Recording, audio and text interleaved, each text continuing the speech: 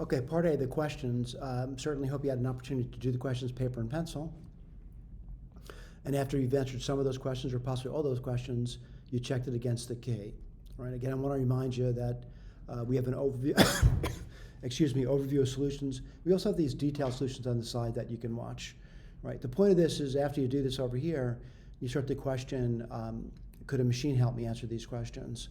And so what I'll do is go to this section. After I give you these answers, I go to a section on related Sage code. So what I want to do is open my terminal, and I'm going to launch Sage.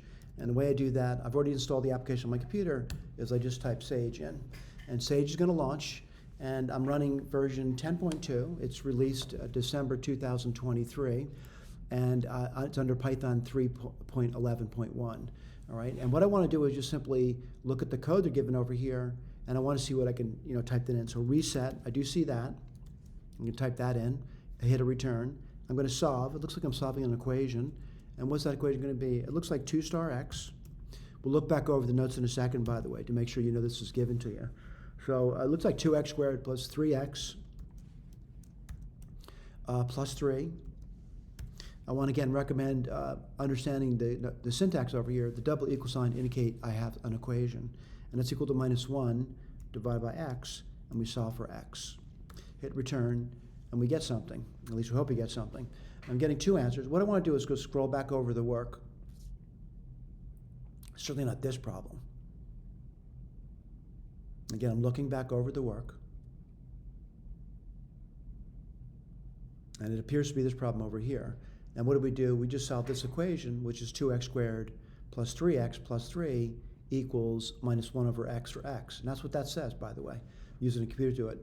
And again, just going back over the answers, I'm getting answers. And am I getting the same answer? And again, this is a problem students often have. They look at these things and they, how could that be the same answer? I would recommend getting paper and pencil out and rewriting those answers in a better format, by the way. This is typical, all right, that we can write those things down, all right, in a better format using paper and pencil. Now, someone's going to say, I wonder if I could do other questions using Sage. For example, could you do let's go over this. Could you do number 1? That would be interesting, by the way. I'm not saying you can't, but here's the deal. I don't know.